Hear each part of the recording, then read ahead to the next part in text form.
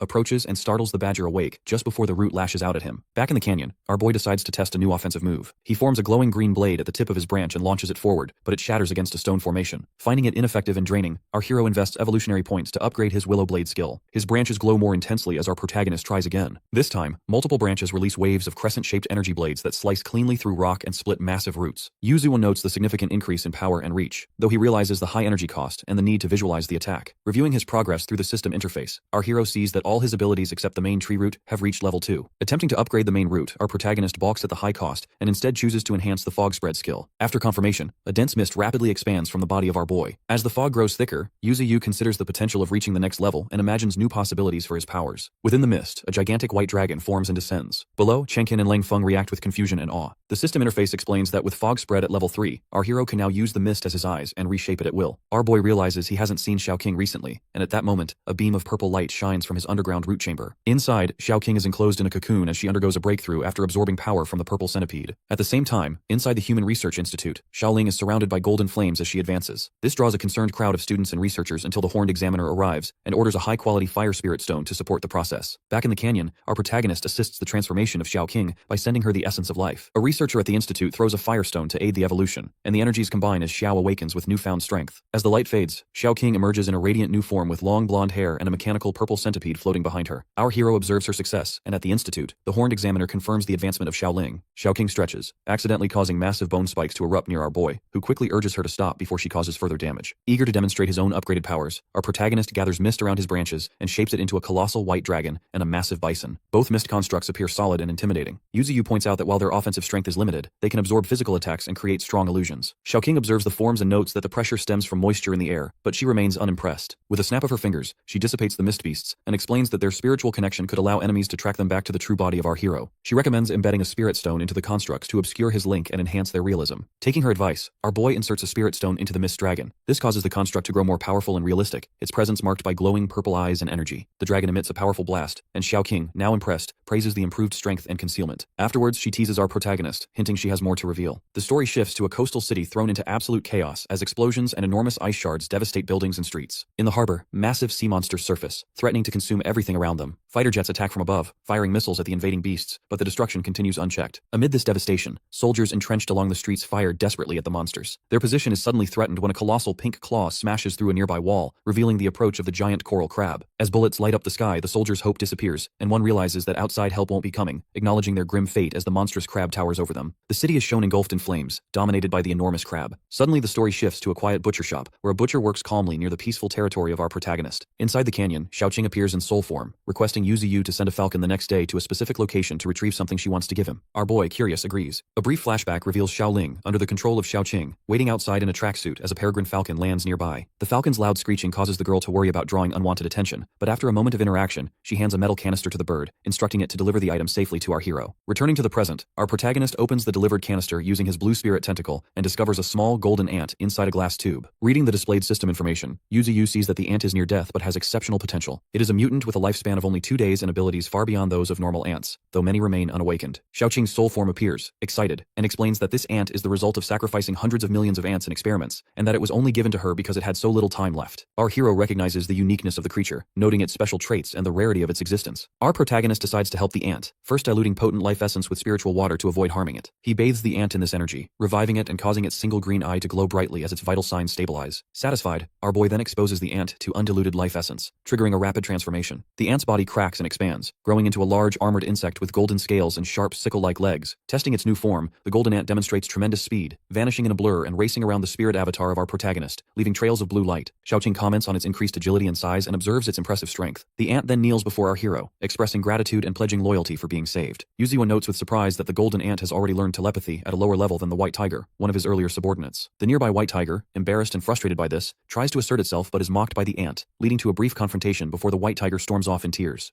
Kin, in the background, reassures the White Tiger, suggesting that sometimes greater intelligence leads to delayed abilities. Our hero formally appoints the Golden Ant as his fifth beast, instructing it to train in the underground cave and naming it Flash for its golden appearance. As this happens, Xiaoqing quietly recalls the traumatic past of Flash, who witnessed the deaths of countless companions in human laboratories and endured relentless experimentation. She worries that the pain and anger of Flash toward humans will only grow with its power. Our boy, however, consoles himself that the loyalty of the ant is assured as long as he remains its protector. Suddenly the scene shifts to the Emperor Crocodile, who is overtaken by pain as its armored body cracks and blood pours out, signaling the start of an unstable evolution. A pillar of white light erupts from the beast as our protagonist realizes the danger of evolving in such a vulnerable location. In a nearby city, the Spiritual Monitoring Bureau detects a surge of spiritual energy and issues a red alert. Operators identify the phenomenon as the emergence of a mutant beast at entry level 9, and urgent orders are given to the Air Force to respond. Back in the canyon, our hero remains occupied with his mist creation, while Qian Qin quickly drags Ling Feng and Qing Zhao to safety, warning them about the reappearance of the beast and urging them to take cover. Late at night, military helicopters sweep across a rugged riverbank, their bright searchlights exposing the landscape as they hunt for their target. Deep below, the Emperor Crocodile senses the disturbance and recognizes the presence of humans. The beast, immense and armored in purple scales and bone spikes, gazes up as it spots the light. Soldiers quickly identify the crocodile, but before they can act further, it coils its massive body and spins with violent force. The creature destroys a surveillance camera, immediately cutting the feed to static. Inside a command center, Erin rushes to make sense of the chaos. As she and her technician confirm that multiple camera feeds have failed, she realizes the enormity of their target. She concludes that ordinary fighter jets are no match for the crocodile and urgently orders the Air Force to launch an all-out assault, demanding the use of missiles to prevent the beast from escaping. Meanwhile, deep in the canyon beneath the towering sacred tree, Xiaoqing appears in her golden soul form and hurries toward the glowing blue orb representing our boy. She urgently reports that the movements of the Emperor Crocodile have been tracked by human forces, who are now sending dozens of combat aircraft and their extraordinary troops to the scene. Our hero grows visibly uneasy, questioning how the crocodile could have been discovered so easily. Our protagonist wonders if the Federation is reacting out of unusual fear or if there is more to the situation than he knows. Xiaoqing clarifies that the crocodile was exposed during its breakthrough, which led the authorities to immediately classify it as a top-level threat. As she begins to fade, ready to return to her physical body at the Human Institute, Yuziyu cautions her. Our hero notes that the Emperor Crocodile hasn't seen her true form yet, so a confrontation may break out if they cross paths. Acting swiftly, our boy reaches out with his roots and telepathically commands his beasts to intervene. Our protagonist calls on the peregrine falcons, his first tamed and most powerful sky overlords, to intercept the helicopters and support the crocodile's escape. The falcons soar through the clouds as the military continues its assault below, with helicopters firing on the crocodile. On the river, the Emperor Crocodile retaliates with a thunderous roar while baring its tusks. At a nearby military base, soldiers gather for a briefing and review a holographic map to plan their interception. Among them, Xiaoqing stands quietly in human form, remaining uncertain about the situation. Back at the command center, a subordinate questions whether it is necessary to go to such lengths against the giant crocodile. He suggests they could instead drive it into the restricted zone and let the extraordinary troops handle it later. Erin quickly rejects this idea, explaining that the Institute of Biology has just confirmed the crocodile possesses retro-ancient genes. This makes it far more dangerous than average mutants. She points to footage of other ancient creatures, like the giant moray eel that caused chaos in the Freedom Commonwealth a month ago, and the ancient crab from Sakura country that destroyed an entire coastal city. Erin stresses that if they allow the crocodile to escape now, it will only become stronger and cause even greater destruction in the future. Therefore, it must be stopped here and now. Returning to the battlefield, the Emperor Crocodile uses its massive tail to launch boulders with precise force, deliberately knocking them into the path of incoming missiles. This creates thick smoke and debris, severely limiting the pilot's visibility and disrupting their targeting systems. As the helicopters struggle to navigate the chaos, one pilot notes that, unlike previous giant beasts, this crocodile manages to avoid every direct hit. Observing these calculated evasive maneuvers and the sharp reactions of the creature, the pilots begin to realize that the Emperor Crocodile shows signs of advanced intelligence. The beast far surpasses anything they have faced before. As the crocodile attempts to flee toward the forest, Erin orders the helicopters to continue their attack by using bombs to pin it at the edge of a cliff. Trapped, the crocodile activates its atavistic power and encases itself in a layer of frost and ice as a defensive measure. The pilots observe the beast become still and rigid, noting its exhaustion. Seizing the moment, the military launches a final massive barrage of missiles and ammunition, engulfing the frozen Emperor Crocodile in explosions. Observers across the command center and battlefield watch tensely as the outcome of the operation hangs in the balance, waiting to see if their efforts have finally subdued the legendary beast. A barrage of golden energy beams rains down with explosive force, blanketing the battlefield in fire. The Emperor Crocodile, battered and bleeding from a deep neck wound, reels under the onslaught as the attack intensifies. Meanwhile, at a high-tech human command center, operators scramble to keep up as multiple units report depleted ammunition. Commander Erin, visibly tense, pushes her team to launch the last bomb, determined to finish the operation. The final bombardment explodes around the Emperor Crocodile, who is now bleeding heavily. The area is swallowed by fire and dust. Inside the command center, new threats emerge as operators detect several unidentified creatures approaching at high speed. The screens flash with rapid red and blue dots, but the images are too blurred to identify, and the operators struggle to keep up. A brief glimpse of a golden-feathered peregrine falcon crosses the monitors, confirming the arrival of advanced predators. At the same time, pilots in the field receive urgent warnings of flying targets moving at 4.6 Mach. Before they can react, a yellow energy beam destroys a cockpit. Communication with all air units is abruptly lost. Erin, faced with blank screens and missing targets, realizes that the battle plan has failed. After regaining composure, she receives a captured image of the peregrine falcon. Operators explain that these birds, once apex predators, have now evolved to 9th level strength and outclass the current Air Force. A flock of these falcons is shown flying toward the Bayou Gorge. On the ground at Bayou Gorge, the golden monkey, riding the white tiger, tiger, leads a group of mutant beasts to the battered emperor crocodile. The crocodile lies in a pool of blood, riddled with wounds, while the honey badger looks on anxiously. Our protagonist appears, acknowledging the severe injuries of the crocodile, and noting that gunfire nearly killed him during his evolution. The golden ant reacts to the situation while our hero inspects the wounds. Yuzuyu notes the numerous holes left by armor-piercing projectiles, and advises the emperor crocodile not to rely solely on his body to fight against such weapons in the future. Our boy explains that human ammunition, especially armor-piercing rounds, can inflict severe damage even on a first-order transcendent like the crocodile. Our hero also points out that the injuries are serious because these rounds are specifically designed to break through defenses, and our protagonist warns that continued exposure could be fatal. This moment underscores the vulnerability of even powerful mutant beasts to advanced human technology. He then presents our protagonist with a snake egg he rescued, admitting he couldn't save the mother who had awakened the ice element. The crocodile also offers up ice spirit grass found with the egg, suggesting that the egg itself may hold ice abilities. As our boy reflects on these gifts, a translucent blue snake emerges, exuding a powerful spiritual energy that hints at its great potential, possibly surpassing the existing tomahawk snake. Back in the command center, staff notice a strange vortex of fog appearing on their monitors. Aaron and the operators speculate that elemental forces might be evolving into life forms. When they spot movement from a tree in the images, Aaron instructs her team to reinvestigate the mountain, suspecting it could be a mutant beast habitat. She orders the area declared a red forbidden zone and demands constant surveillance, insisting that the giant crocodile must not be allowed to leave the mountain under any circumstances. In the red declared area, a military camp stands in a canyon, surrounded by a dense, unnatural white fog that obscures the camouflaged buildings. Soldiers in full tactical gear remain on high alert, reinforcing the seriousness of the situation, as signs display warnings about strict guards. Overhead, on a massive tree branch, Flash, the golden ant, watches the camp from the shadows, silently judging the humans below. Elsewhere in the mountains, the emperor crocodile, visibly wounded and bleeding, listens to the instructions of his master, Yuzuyu. Our hero tells him to move to the center of the misty mountains, claim the land, and create a lake. Yuzuyu assures the crocodile that life essence will be granted to help form a spiritual lake when the time comes. The emperor crocodile agrees, then lies down to recover as the blue monkey and honey badger, Ping 2, stay close by. The crocodile reassures the smaller beasts that they can play together once he heals, prompting laughter and relief from the group. Meanwhile, at the sacred tree's core, our protagonist discusses the growing human threat with Xiaoqing. Xiao worries about the humans' awareness of the giant crocodile, but Yuzuyu remains calm, explaining that the humans have only just made this discovery and should be left alone for now. Our boy decides to use the fog beast to further conceal their presence, confident that the mountain's fog will prevent humans from causing harm. Shortly after, Xiaoqing reports that a small team of soldiers is preparing to enter the mountain. Our hero confirms he has already noticed their movements and has considered how to respond. As the soldiers move forward, one enters the thick fog and quickly becomes separated from his unit, causing his teammates to call out an alarm. Panic spreads among the remaining troops, who scramble to contact the camp. Suddenly, the massive leg of a fog beast crashes down, killing a soldier and triggering an immediate alarm. A dragon-shaped fog monster emerges, its eyes and teeth glowing through the mist, leaving the soldiers in shock. Gunfire erupts, but the beast reforms instantly where it is hit, rendering bullets useless. A soldier steps forward with a flamethrower, hoping to try a new tactic, just as Qingzhao, a human servant under the command of Yuzuyu, receives telepathic orders to join the battle and prove his loyalty. The soldiers are stunned to see a human fighting alongside the monsters, but before they can react, Flash walks out from the shadows, openly expressing contempt for the humans. The troops panic and open fire on both Qingzhao and Flash, but their attacks have little effect. An overhead view shows the fog dragon and the golden ant overwhelming the outpost, destroying the defenses effortlessly. Back at the sacred tree, our protagonist and Xiaoqing observe the chaos. Xiaoqing remarks that the mountain's threat will now be exposed to the wider world, and our hero accepts that hiding is no longer possible. Yuzuyu determines to delay human advances by demonstrating the full horror of the mountain, knowing that inaction will only encourage further intrusions. Xiaoqing brings up the traumatized soldier captured earlier, and our boy decides to release him, wanting the terror of the fog beast to spread among the humans. Xiaoqing warns that this will only invite stronger retaliation from more powerful human forces, but Yuzuyu, his spirit orb glowing menacingly, resolves to go to war if necessary. Following the battle, Flash stands atop a pile of human bodies beneath the crescent moon. The story explains that the Misty Mountains are now feared as a place where people become lost, and that both the giant crocodile and the fog beast are confirmed to exist within. The emperor crocodile, now submerged in a spiritual lake, receives 10 drops of life essence, transforming the site into a haven for the beasts. Afterwards, our protagonist tests his newly strengthened branches, noting the increased speed, strength, and ability to split and ensnare targets. Our hero is shocked by the rising cost for further evolution, realizing that advancing to higher tiers will require immense resources. With his spiritual power now at 490,000 and ranking above the second level, our boy acknowledges the urgency to evolve faster in response to the growing human threat. Yuzuyu summons the emperor crocodile and questions him about the river's dangers. The crocodile warns that the river is treacherous, suppresses spiritual power, and harbors even more powerful entities. The story hints at monsters of higher order within the depths. Meanwhile, in City Z, the released soldier is in a padded cell, suffering a complete mental breakdown and providing only vague warnings about the fog beast. Human leaders, realizing the gravity of their losses and the scale of the threat, mobilize their army, superhuman troops, and the Federation's 10 heroes for a decisive response. The leader, his eyes filled with anger, declares his personal command of the operation and vows to annihilate the mountain and its mutated beasts, no matter the cost. Deep within the waters of the North Canyon, Yuzuyu looks down upon the emperor crocodile. The crocodile immediately senses a transcendent presence and remains cautious, recognizing that these depths hold not just second order but potentially third order transcendence. This realization makes the river feel far more dangerous than it first appeared. Shifting his attention, the emperor crocodile looks up to the towering willow, suspecting that the god tree, Yuzuyu, has grand ambitions. In response, the consciousness of our protagonist pulses with intent. He plans to draw the powerful river into his own territory, viewing this as a critical step for his growth. Yuzuyu believes that controlling the river's flow directly into the sea, will provide a significant strategic advantage for future conflicts against humans. As the determination of our boy intensifies, golden light floods the horizon, signaling the beginning of a new chapter for his followers. With the ambition clear, the Emperor Crocodile suggests conquering the nearby mountain range first and recommends sending the Honey Badger, Armored Boar, and 2 others for the mission. Our hero, aware that his own immense power might attract human attention, agrees with the plan. Yuzuyu decides it is best to let his subordinates train and grow stronger while he remains in the background to provide protection. He places the Emperor Crocodile in command, instructing him to capture any opponents with promising abilities and promising to deal personally with the most valuable prey. Before they leave, our protagonist gifts the crocodile some concentrated life essence to ensure nothing goes wrong. As the Emperor Crocodile rises from the river, his imposing figure gathers the Honey Badger, Armored Boar, and Orange Monkey, signaling the start of their expedition. Meanwhile, Yuzuyu shifts his focus underground, where he checks on the progress of the subterranean city under the supervision of Qingzhao. The servant reports significant advancements, noting that 3 floors are nearly connected thanks to the wind wolves and previously sent mutated mice, which greatly accelerated construction. New features include a central water source, multi-level walkways, and spirit stones that both illuminate and nurture the underground flora. Qingzhao suggests further expanding rooms and training slots, and asks to bring in a friend for help. Our boy is wary of outsiders and refuses to trust anyone who has not pledged loyalty. He warns Qingzhao about the dangers of betrayal during wartime and makes it clear that only those who declare their loyalty are welcome. Yuzuyu also states that betrayal will not be tolerated, even though enforcing this could create internal conflict. Our protagonist stresses the importance of keeping information from humans to protect their mutual coexistence. Suddenly, Xiaoqing alerts Yuzuyu that a snake egg is about to hatch, prompting him to leave the tunnels quickly. Reaching the surface, our hero and Xiaoqing witness a dazzling blue light as a mutant white snake emerges from its shell. This creature displays talents in ice manipulation, cold breath, and body protection. Both are satisfied with the new addition to their ranks. As Yuzuyu celebrates this development, the scene transitions to night in the distant mountain range where the expeditionary unit has arrived. They stand ready before the mountains, preparing to clear the area of all threats on the command of the Emperor Crocodile. The group surges forward. The Orange Monkey springs onto the Armored Boar, and the White Tiger leads the charge. The Golden Ant, perched on the Thundering Goat, launches into the forest to take the lead, but is warned not to challenge any strong opponents. A coordinated assault unfolds. The Orange Monkey pins a giant spider, the Honey Badger headbutts a dark beast aside, and the White Tiger swiftly defeats a local tiger. Meanwhile, the Golden Ant eliminates other creatures, establishing dominance under the moonlight. Shortly after that, 2 sets of glowing red eyes appear in the trees, revealing the presence of chameleons, first-order transcendents, who quietly observe the new arrivals, hinting at challenges yet to come. In a barren valley of bone-like arches and stone spires under cloudy skies, a sequence of green system notifications records kills and corresponding evolution points over the remains of various defeated beasts. These displays show the rapid accumulation of power through efficient hunting. The internal thoughts of our protagonist reflect a primal urge to continue killing while the system tracks a growing total of evolution points. After a short reflection on recent hunting success, Yuzuyu addresses a group of mutant blue wolves, instructing them to eat for recovery. In the background, our hero encourages even his white snake to replenish its strength. The focus then shifts to a distant, jagged cliff. Atop this cliff, a massive, dark-furred gorilla with red eyes and prominent tusks roars, shaking the surroundings with its presence. Xiaoqing observes the spectacle, assessing the overwhelming strength of the gorilla as it smashes the ground and hurls a boulder. Responding to this show of power, Xiaoqing reveals her own might by summoning a giant segmented purple scorpion tail while preparing for confrontation. Back in the territory of our boy, the clearing of the battlefield finishes as Yuzuyu surveys the orderly ground. Without warning, the massive gorilla plummets from the sky, crashing into the grass and falling unconscious. Xiaoqing descends after it, landing lightly and presenting the gorilla as requested. She voices her concerns to our protagonist, emphasizing that primates differ from other beasts due to their intelligence and social nature. She explains that these traits make them harder to control and potentially unpredictable if not managed carefully. While Yuzuyu listens, he reflects on the risks, but also points out that, with proper guidance, the capacity of a primate for learning and adaptation might allow it to surpass other creatures in evolution. Our hero notes that if the gorilla absorbs human knowledge, it could quickly become an entirely new kind of species, which would be an advantage in a world already thrown into chaos. Our boy studies the destruction caused by the arrival of the gorilla, noting its size compared to other beasts. As the gorilla regains consciousness and roars up at the imposing eye of our protagonist, Yuzuyu quickly subdues it with a neurotoxin blast from his branches, paralyzing the beast. Our hero offers the gorilla a clear choice: surrender or die. The gorilla, struggling under the effects of the toxin, promptly submits and surprises Yuzuyu with its ability to speak. Skipping over the need for a name, our protagonist bestows the title King Kong upon his new subordinate and infuses it with a surge of golden energy. King Kong undergoes a dramatic transformation, growing much larger and more muscular, with a distinct red marking forming on its forehead. A system display highlights the abilities of King Kong, Berserk and Brute Force, though our hero weighs that these powers are not yet enough for the gorilla to rank among his strongest followers. Without delay, Yuzuyu orders King Kong to summon its kind. The gorilla pounds its chest and releases a thunderous roar, sending out a shockwave that forces even Xiaoqing and our boy to cover their ears. In response, dozens of mutant gorillas emerge from the surrounding forest, gathering around their new leader. As the spirit orb of our protagonist glows brighter, he surveys his expanded army, recognizing the significance of this new alliance and the potential it brings to his growing domain. A fierce confrontation unfolds among shattered rock pillars in a remote mountain range as 2 powerful mutant beasts clash. Flash, the golden mutant ant at entry level 6, darts across the broken terrain while narrowly evading a relentless barrage of green energy beams. His opponent, a blue mantis at entry level 7, is a formidable foe with scythe-like arms and a glowing blue aura. Flash quickly realizes that despite his own confidence, he is being overpowered by the higher level beast. As the blue mantis charges and releases a sweeping crescent of wind energy, the golden ant launches himself directly into the attack. Their collision sends a shockwave ripping through the ground, tearing slabs of earth into the air. Locked in a contest of raw strength, the two exchange a flurry of blows with sparks flying from each clash. Flash recognizes the strength of of the mantis but uses a sudden burst of speed to break through its guard and land a decisive strike. The mantis collapses, paralyzed by a toxin our boy had prepared. Old Bull, the massive second brother, charges onto the battlefield out of concern for the ant's well-being. Flash quickly reassures him that he is unharmed while explaining the enemy's wind abilities and speed. As the sun begins to rise, the bull signals the end of the hunt. Afterward, the subordinates of Yuzu begin making their way back from their hunts and gather near the base of the mountain. Flash, riding atop Old Bull, surveys the returning group but quickly realizes that the white tiger is missing. Old Bull points out that the tiger ran off immediately after capturing the blue mantis, likely hoping to bring the captive directly to the god tree to claim recognition first. As they look around, our hero also notices the emperor crocodile watching them from a distance, ready to provide backup if needed. Meanwhile, deep within the misty forest, our protagonist reflects on his cultivation. Yuzu notes his exhaustion from depleting spirit energy and counts the branches and evolutionary points still needing improvement. The white tiger soon arrives, howling and proudly dropping off the blue mantis, now evolved to entry level 8, at the base of the tree. Our hero inspects the captive's abilities, recognizing its wind power and mimicry as valuable traits, and commends the white tiger. The blue mantis is promptly sent by Yuzu to recover in the spirit pool. As it heals, the creature suddenly recovers and attempts to escape, but our boy swiftly subdues it with a thick root, forcing it back into the pool. Soon after, Old Bull approaches Yuzu with a serious expression and voices his growing concern about Nine Tails, who has been missing for half a month. He admits his worry and requests permission to search for him. Our protagonist responds by acknowledging the strength of Nine Tails and reassures the bull that, although the disappearance has been long, he is unlikely to be in danger. However, Yuzu warns that searching the desert would be extremely difficult and questions whether Old Bull is truly prepared to face the threats there. He advises that the bull should wait until he breaks through to the transcendence level before setting out. Understanding the need to become stronger, Old Bull decides to head to the Spirit Stone mine to train, hoping to use the energy-rich environment to achieve his breakthrough. Our hero silently observes this determination and notes to himself that, after accumulating spiritual power for so long, Old Bull is now on the verge of reaching a new level of strength. 3 days quickly pass as the White Tiger and Flash undergo rigorous training under the supervision of Yuzu. His branches are fully strengthened, aided by their efforts. After these improvements, our boy decides to further push his evolution by infusing all his spiritual power into the branches to aim for further growth. As he channels his energy, the branches rapidly multiply and stretch toward the sky, unleashing a spectacular display of pink light. The resulting supernatural aurora lights up the sky above the mountains, drawing the attention of both human explorers and beasts, who gaze up in awe and confusion. Jianqin, held captive among the humans, gazes upward in a trance and recognizes the spectacle as the aurora borealis. The scene broadens to reveal that the branches of Yuzu have multiplied and now glow with white light, stretching across the entire sky while pulsing with pink and blue energy. This brilliance leaves Jianqin overwhelmed by the beauty, while Leng Feng stands beside her, troubled by the overwhelming force above them. He worries aloud that if the branches were to fall, everything would be destroyed instantly. As the humans watch in awe and fear, Flash, the golden ant, approaches with a sense of pride. He declares that witnessing the power of our boy is an honor for the humans. Our protagonist's subordinate immediately reminds them of their precarious situation, stating that their survival hinges on their usefulness to Yuzu. Tension flares when Qingzhao questions the ant about his apparent hatred for humans, to which Flash responds with open contempt, making it clear that his feelings go far beyond simple dislike. Meanwhile, our hero internally reflects on the heavy spiritual toll exacted by his current display of power. He realizes that the rapid drainage of spiritual energy is unsustainable, causing him to withdraw the aurora and decide that this ability must be reserved only for life or death situations. As the supernatural light fades from the sky, attention shifts underground to the mining facility, where Qingzhao oversees a group of mutant gorillas laboring with logs and stones. Yuzu, projecting his consciousness through a black willow branch, commends Qingzhao for managing the gorillas effectively and instructs him to train them as a disciplined military unit. Qingzhao notes that the gorillas can be controlled as long as they respect his strength. Without warning, the cavern shakes violently, causing rocks to tumble from the ceiling. While Qingzhao suspects an earthquake, our protagonist quickly senses that the disturbance resembles the breakthrough of Shaoqing and suspects the bull demon is evolving. Noticing that the spiritual power is blocked by spirit stones in the tunnel, our boy acknowledges the difficulty in perceiving what is happening until a massive pillar of purple energy erupts from the tunnel, where the spirit earth stones are stored. As the intensity of the shaking grows, a huge silhouette emerges from the glowing crevice. Old Bull, now greatly enlarged, steps into view. Steam billows from his nostrils, and yellow flowers bloom instantly as a result of the bull absorbing the spirit earth stones. Our hero eagerly anticipates the complete breakthrough, which arrives with a thunderous roar that shakes the entire mountain and causes the tunnel floor to collapse. Above ground, the roots of Yuzu are jostled, leaving him frustrated as he surveys the damage and recalls similar destruction from the breakthrough of Shaoqing. Once the dust settles, the new form of the bull becomes clear. He is now a towering beast with horns radiating golden energy and an aura more formidable than the white tiger's. Our protagonist inspects the attributes of the beast through the system interface and discovers the newly awakened gravity field ability, which allows the bull to control gravity using his connection with the earth. The magnitude of this power surprises Yuzu, who acknowledges gravity as the world's most powerful force. Shortly after, Honey Badger and Flash approach the transformed bull in admiration, while the bull himself admits to confusion about his new strength. Our boy offers him the chance to test his abilities through combat. Flash and Blue Mantis step up to challenge the bull, moving so quickly that they become streaks of blue and yellow light across the battlefield. Yuzu and the assembled beasts watch as the bull suddenly releases a wave of gravity that instantly demonstrates the effectiveness of its new power. Beams of energy cut through the forest as the bull demon easily evades attacks from both Flash and Blue Mantis, quickly overpowering them. He stands among the destruction in arrogance as he surveys the fallen. Observing everything, Yuzu realizes internally that ordinary speed and sneak attacks have no effect on the bull demon and warns against any rash attempts. As the bull checks on his injured ally, Flash reports that his internal organs are crushed and his limbs are broken, though he tries to downplay the severity. At this moment, a pink mist known as the Rain of Vitality, summoned by our protagonist, envelops the wounded. This rain accelerates healing and deeply revives living beings. Our boy observes observes that while Flash seems stable, his internal injuries are severe. Without the Rain of Vitality, his recovery would take much longer. Soon after, Yuzu sits calmly. Addressing the Bull Demon, he acknowledges the recent breakthrough and advises him to refine his abilities, promising that his power will grow much stronger in the future. Our hero reminds the Bull about the promised journey to find Ninetales, urging caution and instructing him to return immediately if Ninetales is found. The Bull Demon bows respectfully and receives final permission to depart before heading out. Afterward, the focus shifts to a military encampment at night, where soldiers patrol anxiously near heavy trucks. They discuss the threat posed by the crocodile and the presence of transcendental forces, anticipating an imminent operation to level the mountain. The story then transitions to the Transcendental Research Institute. Inside a damaged training room, Xiaoling stands amidst the wreckage, noticing the significant changes in her powers after entering the transcendental stage. She reflects on the fusion of her physical and spiritual abilities, which have dramatically enhanced her flames. An assistant arrives to escort her to the mentors, and as they leave, the extent of the destruction she caused to the super alloy walls is revealed, impressing the assistant. Xiaoling enters a massive hangar filled with scientists and soldiers. The professor and a group of staff greet her, while a tall, silver-haired man, Li Hao, observes her with interest. Internally, Li Hao is struck by the strength and appearance of the girl, noting the waves of spiritual power emanating from her. He introduces himself confidently, but Xiaoling admits she has never heard of him. The professor laughs loudly at this exchange, while the assistant quietly explains to Xiaoling that Li Hao is a top performer who recently broke through to the transcendental stage. He comes from a wealthy family and is already a major general due to his achievements. Li Hao, attempting to recover from the awkwardness, invites Xiaoling to join the 2nd Military District, stating that she must first be tested in a fight. The scientists and assistant cheer Xiaoling on, warning her that Li Hao specializes in thunder-based attacks. Among the crowd, Yan Lengling watches with a competitive attitude, eager for Li Hao to prove himself. As the match begins, Li Hao charges forward, his body sparking with blue electricity. Xiaoling calmly summons a fire butterfly, which her opponent initially dismisses as flashy before realizing it is dangerously powerful. He attacks with a thunder-infused punch, but the fire butterfly explodes with intense heat, sending Li Hao flying and scorching him. The professor reacts enthusiastically, while the assistant is concerned by the professor's excitement. Yan Lengling shouts at Li Hao to stop holding back and push harder. Rising from the attack, Li Hao becomes enraged and envelops himself in a massive surge of electricity, determined to fight at full power. Xiaoling responds confidently, surrounded by a swarm of fire butterflies, signaling her readiness for the height of their confrontation. Xiaoling maintains her composure as she locks eyes with her opponent, Li Hao. Electricity crackles around him as he charges forward with his fist. Just as he attacks, she unleashes her power, releasing a brilliant explosion of golden butterfly-shaped energy that engulfs the stage and splinters the arena floor. Nearby, spectators react in shock, shielding themselves from the debris. Li Hao is left hunched, coughing up blood before collapsing and conceding defeat. The crowd erupts in applause for Xiaoling, while Yan Lengling glares from the audience with clear resentment. Afterwards, attention shifts to a high-tech office where a director reviews the duel footage, noting Li Hao's overwhelming loss. He orders his team to compile and secure all information on Ms. Ling. Acknowledging her strength, the director wonders aloud where stronger transcendence might be found, as even Li Hao no longer stands above the new recruits. Meanwhile, in Beiyu Gorge, Yuzu continues his deep cultivation, supported by his beast companions as our boy strengthens his body in preparation for a breakthrough. In a re-expanded underground cave, an ominous red aura begins to pulse, hidden by spirit stones that block detection from anyone except Jiangqin. Gifted with intuition, she feels intermittent waves of unease and investigates the cave, immediately sensing the increased strength of the sinister energy. Suddenly, thick red vines erupt and ensnare her, dragging her into the darkness as she desperately calls for help. Within his peaceful domain, our protagonist is suddenly roused from cultivation by a faint, urgent cry that he instantly recognizes as Jiangqin's voice. Alarmed, our hero quickly checks his surroundings, using his roots and senses to search all the usual places she might be, but finds no sign of her presence. Realizing that she has vanished without a trace, Yuzu blames the thick fog for hindering his perception and wonders if she might have left the mountains. To locate her, our boy activates his mist sensing ability, sending waves of his spiritual energy through the gorge. This technique allows our protagonist to pinpoint her location deep within a cave hidden from ordinary senses. Extending his consciousness to the cavern's depths, Yuzu discovers Jiangqin ensnared and immobilized by a mutant plant monster. Recognizing the plant as a mutated blood-colored specimen from the Spirit Stone mine, our hero enters the cave with a massive black serpent-like branch. Sensing the creature's intense hostility, our boy immediately attacks with overwhelming force, crushing the mutant plant and putting an end to its threat. After defeating the creature, a green interface appears before Yuzu, informing him that he has acquired a new ability called Seeds of Vitality. This power enables him to channel his spiritual energy to rapidly grow multiple trees at once. Our hero reflects on how this differs from his previous battles, noting that absorbing mutated plants, rather than beasts, seems to grant him unique new abilities. Considering this, our boy realizes that hunting more rare or mutated plants could further accelerate his growth and strength. As his attention shifts, he notices Jiangqin's limp figure still entangled in the withering red vines. Recognizing that she did not survive the ordeal, our protagonist quietly reflects on her loss. As Jiangqin lies gravely injured on the ground, her body remains tightly bound by blood-red vines. Over her, Yuzu notes that these crimson growths have been trying to use her body as a vessel to escape. Witnessing her battered state, our boy resolves with measured respect to bury her where she fell. Suddenly, a violent burst of energy erupts from the girl, jolting her awake. As light floods the space, a new figure emerges. Changkan rises, now healed and armored in green leaves with thorny vines sprouting from her back. Our protagonist reacts with shock, quickly realizing that she has formed a symbiotic contract with the blood-colored plant. As she stands, her face turns pained and she clutches her head. She questions her own nature, asking Yuzu whether she is still human. Our hero tells her bluntly that she is now a plant rather than a human being, pointing out her inability to return to normal society. The weight of this transformation sinks in as she falls into silence, but our boy assures her that she can join his group and make a new home there. After a moment, Jiangqin accepts, choosing her new path. The focus then moves to another section of the forest, where a mutant chameleon attacks a white tiger, piercing the tiger's chest with its tongue. The golden ant, Flash, manages manages to bring the tiger before Yuzu, who watches the injured closely. Flash explains that the white tiger refused the Emperor Crocodile's help out of pride, preferring to fight alone. Our protagonist responds by releasing a glowing green essence of life to heal the beast. Yuzu then demonstrates his new ability to rapidly grow trees, though they quickly wither once his spiritual energy dissipates. A sudden disturbance interrupts the group as Flash is struck and sent crashing through a stone wall. He quickly returns to confront the source of the attack, coming face to face with Qianqin in her transformed state. Our hero introduces her to the assembled mutants, formally naming her Thorn and assigning her the 6th rank among them. Flash immediately objects, refusing to accept a human as an equal. When he threatens to attack her, our boy swiftly subdues him, forcing the ant to acknowledge her new status. Reluctantly, Flash concedes, while Yuzu notes the depth of the ant's animosity toward humans and recognizes the challenge of leading such a group. The scene shifts to a mountainous region where an armed mercenary team treks through the dense forest in search of the Emperor Crocodile. One teammate urges caution, mentioning that the Misty Mountain is a dangerous red zone teeming with fog creatures. As they press deeper, the group is suddenly startled to spot Qianqin standing high in a tree, her appearance both unexpected and bewildering to the mercenaries. Qianqin, now known as Thorn, searches the forest for spirit fruits, her arms filling with the harvest as she thinks fondly of her companions, who have gone without such treats for some time. As she stands beneath a large tree, pleased with her find, a massive mercenary emerges behind Thorn, eyeing her with greedy interest. He is drawn not only by the fruits, but by the girl's distinct mutant features and vine-covered form. Before she can react, he seizes her by the head and slams her against a tree, knocking her unconscious. The fruits fall to the ground as the mercenary lifts our protagonist's subordinate by her hair, gloating to the rest of his group about the unexpected value of his catch. Nearby, an older man in white protests in anger, but the mercenaries ignore him, focusing instead on Thorn's face and discussing her value on the black market. They treat her as a rare commodity, intent on not damaging her appearance. Several of the men begin to make crude suggestions, with one even proposing they amuse themselves before selling her. Tension rises among the group, and a female mercenary, frustrated and jealous, pushes through her companions and criticizes their behavior, while focusing her spite on the captive. Approaching the unconscious Thorn, the female mercenary draws a dagger and threatens to mutilate her, intent on ruining her beauty. At that moment, the girl's body instinctively reacts. Her bloody vines ability erupts, sending thick, thorned vines whipping through the air. One vine wraps around the large mercenary's neck, lifting him off his feet, while others lash out, forcing the rest to retreat. The female mercenary, startled but observant, quickly recognizes that the mutation is recent and the powers unstable, urging her group to attack together. Suddenly, a golden flash tears into the clearing. Flash, the golden ant, arrives and immediately subdues one of the mercenaries, shocking the intruders with his ability to speak. The female mercenary quickly decides the fight is lost and abandons her team, leaving them behind as Flash accuses the group of trespassing in his master's territory. He vows that none of them will escape and transforms into a blur of motion, swiftly incapacitating the mercenaries with overwhelming force. The skirmish ends with the mercenaries broken and scattered across the ground. Thorn, regaining some awareness, sees the golden ant and recognizes his intervention. However, the situation turns again when Flash notices a small, blinking bomb attached to his body. It detonates in a violent explosion, leaving the ant badly injured and unable to move. The battered female mercenary staggers up, taunts Flash about the grenade's special design, and prepares to finish him off with a dagger. In the harsh, snowy landscape, the mercenary pins Flash to the ground, raising her blade with deadly intent. As she brings the dagger down, thick, red, vein-like roots suddenly burst from Qianqin's body. The roots impale the woman, throwing her backward. The mercenary coughs blood, her eyes wide in shock. Our protagonist's subordinate stands amidst her own massive, pulsating vines, dazed and fearful as the growths twist tightly around her, leaving her uncertain and shaken. Qianqin sits there, overcome by guilt, sobbing loudly over her first kill. The golden ant, perched on a nearby rock, scolds her for the noise. Through tears, she explains that she only wanted to earn money by gathering spiritual herbs, but now she is left with a changed body and the burden of having taken a life. Flash gazes out across the field, reflecting on the weight of taking a life and recounting his own suffering at the hands of human experiments. He tells Qianqin she acted to save him and shouldn't feel guilty for what happened. Our boy's loyal follower thanks her for her actions. Though she starts crying again, she admits his words touch her deeply. When he asks if she misses her family, she reveals she is an orphan with no one to return to. Quietly, the ant tells her she isn't alone anymore. Qianqin, comforted by these words, manages a smile through her tears. Meanwhile, deep within a glowing cavern laced with tangled roots, Yuzu silently observes their exchange. He realizes Qianqin has found her own resolve without him interfering. Our hero remains silent, simply watching. Soon, the story moves to a foggy forest where Leng Feng, accompanied by a large pink rabbit beast, questions if Qianqin is truly certain about her choices. With vines sprouting from her back, she insists he should prepare for what is to come. Leng Feng, frustrated, reminds her that he still has family waiting for him, making it clear he is not ready to accept her path. Next, beasts attack as the story explains that the spiritual recovery has ushered in a dark age. Inland cities are under daily siege, but the coastal regions face even greater destruction as sea beasts surge ashore, causing countless deaths. In a high-tech boardroom, the head of the China Federation assembles top officials to address the growing crisis. The director of the Inland Spiritual Power Bureau activates a hologram, showing the rapid and dangerous increase of spiritual power in the sea's depths. She explains that high concentrations of spiritual power are toxic, forcing deep sea monsters into shallower waters. This, in turn, drives less powerful sea beasts toward coastal cities, making the global sea beast attacks unavoidable. General Zhao Jianjun questions how long this chaos will last, but the director warns that this is only the beginning. She presents another alarming graph, revealing that spiritual energy is now rising inland as well. The coming spiritual tide will trigger a second wave of mutations among land beasts, leaving inland cities vulnerable to wild animal attacks and unable to use heavy weapons for defense. The head of the Federation, after a brief pause, signals that he has something else to show. Far below the earth, the main route of Yuzu has reached depths of 10,000 meters. Our protagonist senses an impending catastrophe as Xiaoqing, in spirit form, joins him. They travel toward a massive, glowing core of energy beneath the ground, while our boy feels the power surging. Xiaoqing marvels at the density of spiritual power in the cavern, and our hero declares that a new cycle of evolution is starting. starting. Back in the boardroom, officials are stunned by footage of the golden ant protecting Qianqin. They debate whether she is human or plant, and note the ant's ability to speak. The head of the Federation explains the footage came from a mercenary's eye device, and notes that other strange creatures, like the peregrine falcons and fog beasts, seem to be acting under someone's control, hinting at a hidden mastermind behind recent events. Meanwhile, at his domain, Yuzi inspects a glowing mechanical chip and recognizes it as a spirituality shield. He immediately suspects this device has been blocking his fog spread ability, and grows wary of how advanced human technology has become. Realizing that continued deployment of these shields will prevent him from sensing life forms with his fog, our boy acknowledges the significant threat this poses. Afterward, our protagonist checks with Flash to confirm everyone's presence, receiving word that 5 are gathered. As he surveys the situation, the golden ant urgently reports a sudden appearance of strange vapors. The concern of our hero mounts as the view transitions to the sky, which is overtaken by a wave of human military helicopters. Tanks roll across the ground as an immense disciplined human army assembles, preparing for a major confrontation. A transport helicopter soon lands, and specialists from the Transcendent Force Genetic Modification Department disembark. Among them is Yan Lengling, appearing in her mutant form with distinct cat ears. Simultaneously, the Federal Transcendental Academy organizes its ranks as well. Deep within the gorge, a small blue mutant beast rides atop a wolf and growls defensively, while the golden ant watches the growing human presence with clear hostility. Suddenly, the white tiger roars furiously. A terrified human soldier surveys the misty, towering peaks and remarks on the formidable challenge ahead. In his spiritual space, Yuzi observes the advancing human army, and quickly realizes their movement exceeds his expectations. Suspicion grows as our boy notes Xiaoqing's silence, and worries that something may have happened. Assessing the size and coordination of the force, our protagonist concludes that the human's objective is more ambitious than merely capturing the Emperor Crocodile, indicating a deeper motive behind the operation. A flashback to 5 days prior shows a high-level strategy meeting within the China Federation. The head of the Federation demands to know who controls Misty Mountain. Discussion follows about the possibility of humans domesticating mutant beasts, referencing the ability of Flash to speak human language. A scientist points out that such speech could not have been learned naturally, and a bearded analyst theorizes the existence of a powerful organization capable of genetic modification. The group highlights Bayou Gorge as the most dangerous of 8 red zones, and emphasizes the urgency of eliminating key targets before the imminent second wave of the spiritual tide. The gray-haired commander presents the Bayou Gorge battle plan, timing the attack for 5 days later to strike before the beasts regain their spiritual power. Meanwhile, in a laboratory, robotic arms finish synthesizing a glowing yellow mutant elixir. The old horned scientist, pleased with the result, states that the elixir will enhance the fire control of the girl, and prepares to deliver it to her. Suddenly, a shadowy manifestation of Yan Lengling appears behind him, causing visible anxiety as she questions his intentions and loyalty toward the safety of Ling. Back in the strategy room, debate erupts over the morality and scale of the upcoming battle. An official protests the use of certain technologies and the excessive deployment of troops, but the commander insists that failure will lead to uncontrollable consequences if the beasts evolve further after the spiritual tide. The bearded man notes that the battle plans remain classified for all but high-ranking officers. The commander then requests the inclusion of General Li, a formidable figure, to counter any human-level threats among the enemy. Following the meeting, the Federation constructs protective walls around neighboring cities, hoping to at least deter weaker beasts from breaking through. Attention then shifts to Z City People's Hospital, where Xiaoqing walks purposefully through the halls, her expression dark as a nurse hurries to catch up. Our protagonist's ally enters a hospital room where the old horned scientist lies gravely injured and on life support, surrounded by somber doctors. As she takes in the sight, the eyes of our hero's servant blaze intensely. The doctor ended up in the hospital because Lengling took in the elixir made from the inner crystal of the fire leopard. She went berserk as a pseudo-elementalist, and in that state, she attacked the doctor with her claws. Now in the present, Ling learns all of this and discovers that Lengling fainted before being taken into custody by the genetic unit of the military. Unexpectedly, she did not receive the death penalty because she was under the effect of drugs when she hit the doctor. Lengling is imprisoned for the time being and will be deployed to the front line soon. However, Dr. Qi is in a very terrible situation. On his deathbed, the doctor calls Ling and gives her the half fireball, which he managed to protect. He advises her not to blame anyone for his death, and does not want her to ruin her future because of him. Therefore, Ling reluctantly nods. With that, the doctor closes his eyes and the machine beeps. Now that he is gone, Ling's eyes fill with killing intent. As she walks in the corridor, someone informs her that the head of the Second Army has ordered her to go to the new combat location. The first group of the Transcendents is already there, but Ling is in the second group. For the time being, the informer does not reveal the location of the battlefield. Later, Ling observes the area from outside from a transport helicopter. She did not know that the battlefield would take place in Bayou Gorge. After some minutes, all combatants are standing waiting for the briefing. The gray-haired commander begins his speech addressing all of them. He introduces himself as the supreme commander of this operation. According to him, this will be the first time humans launch an attack against inland beasts. Their goal is to eliminate the fog beast and the giant crocodile, plus they have to eliminate every beast they meet. He adds they cannot let their guard down, as they are unaware of the strength of the opponents. Therefore, they have prepared 30,000 personnel to overwhelm the enemies in numbers. The commander briefs his men to win at any cost, so that humans can live peacefully. The codename of this operation is the Hunt. All the combatants respond in unison. On the other hand, Ling grows worried about Yuzi.